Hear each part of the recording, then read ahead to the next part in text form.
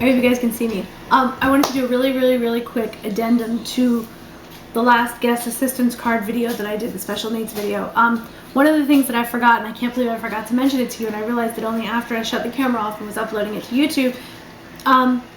The guest assistance card, while it also does not get you to the front of the line, it also does not get you any quicker access to the characters. If you are waiting online to see the characters, you will not be able to jump to the head of the line or get any special accommodations while waiting online for the characters. So if there is a 10-minute wait to see Mickey Mouse, you will wait that entire 10 minutes. At Epcot, they have that character spot right on the right side of the fountain.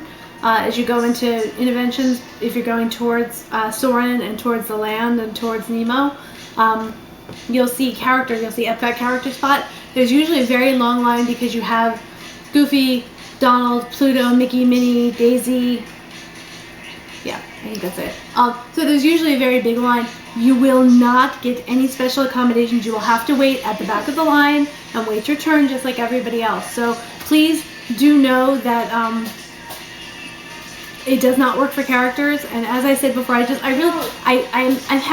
struggling putting up this other video because I just feel like people are going to abuse this card and this privilege, and I really, it makes me nervous because I don't want people to abuse the Disney system. Also, before I forget, I'm on my moral high pony, I forgot to tell you where you go to get the cards.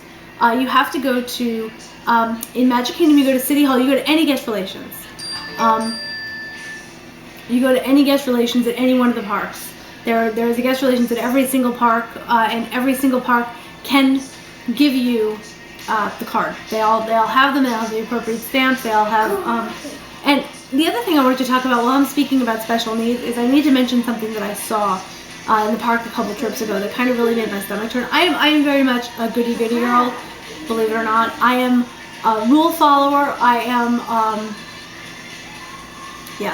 a rule follower. I am very. I've got a sharp moral compass. I have a very definite set of what's right and wrong. And I am offended by people that I see trying to abuse, especially with Disney World. Disney World is so sacred to me that I get really offended and pissed off when I see people trying to abuse the rules. You all know how I feel about cell phone talkers on the rides. You all know how I feel about flash photography in the rides.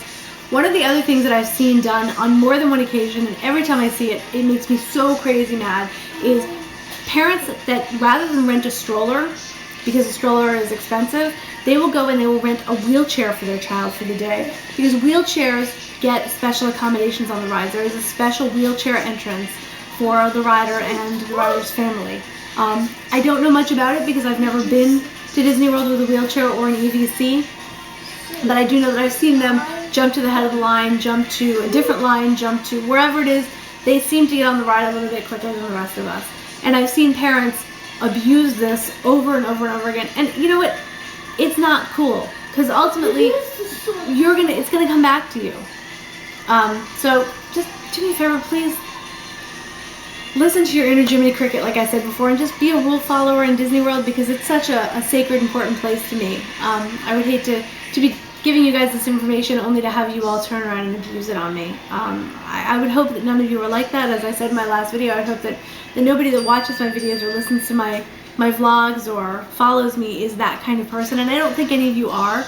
But you know, you're only hurting yourself, and you're only hurting the rest of us that actually really need these accommodations. So okay, I'm getting done with my moral soapbox now, and I'm just going to pretend that you're all good people out there and that none of you are going to do anything naughty or bad. And I don't know what else I can tell you. I'm trying to think of other things that we've encountered to accommodate my son. Hey, Bridal,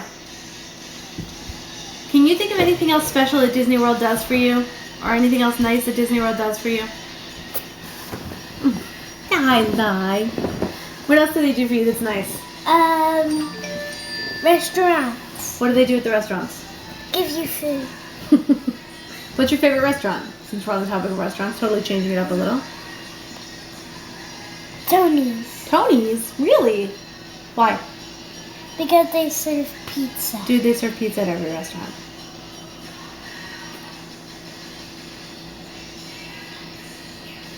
Why do you love going to Disney World so much? I love downtown Disney. Why do you love downtown Disney, Lion? Legos. Of course. Boys are Lego obsessed. Is there anything about Disney World itself that's not Lego related that you love? Who's your favorite character? Everyone. Everyone. If we had to hunt down... Expect that mysterious toy monster. Except the mysterious toy monster. Of course. Of course.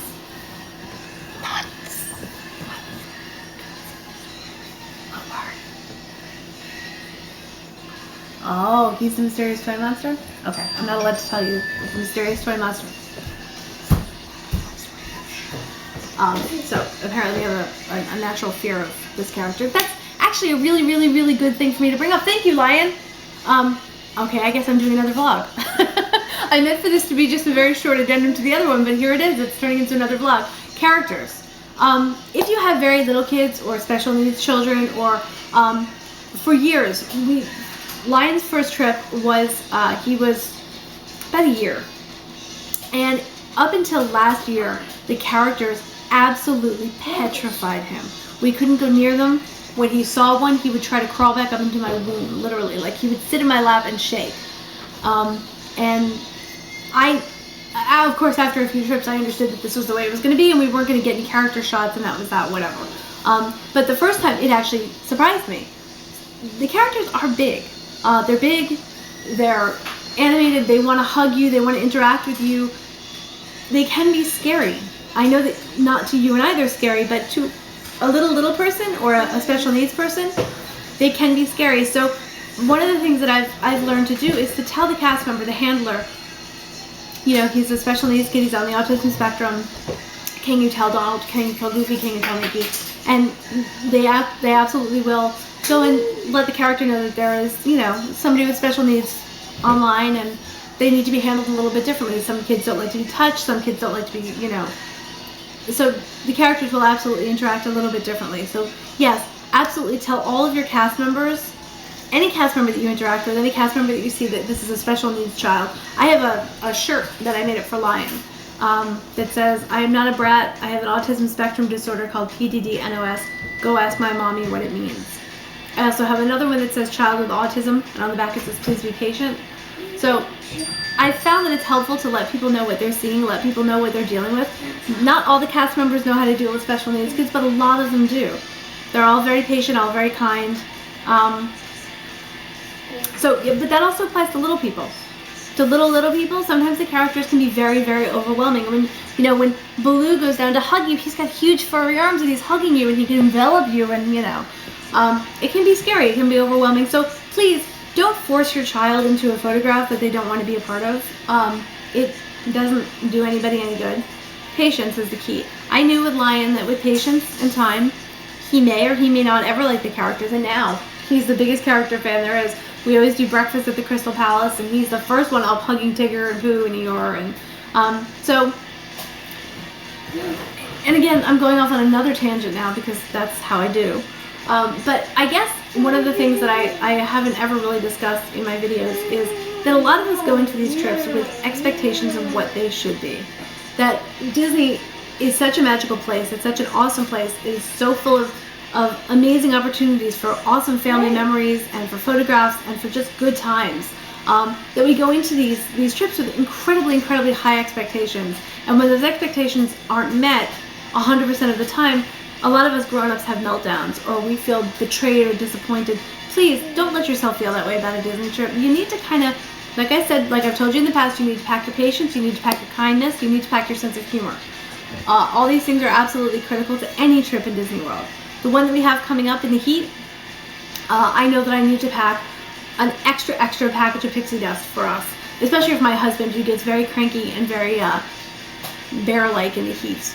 He gets very short-tempered, very cranky, and little Lion often won't want to go on a lot of the rides, and we have to skip a lot of rides. We know that going into it now. The first time that happened, that was very disappointing to all of us, because there are rides that I want to go on, my husband wants to go on, that my oldest son wants to go on, and we can't go on them because Lion won't go. So, just be flexible. Like I've said in the past, go in with a plan. Absolutely have a plan. Have a plan of attack. Know what rides you want to see and know in which direction you want to attack the park. Make your dining reservations, but understand that meltdowns happen. Children get tired. The heat gets to everybody. That $3.50 popsicle gets very expensive after a while. Kids want toys. The stores are everywhere. Just, to have a good vacation, you need to be flexible and you need to be patient. Be patient. Be kind to those around you. Yeah. Okay. I think I'm done. I think I've taken this blog on too many octopus legs now. So I think I'm finished. I think.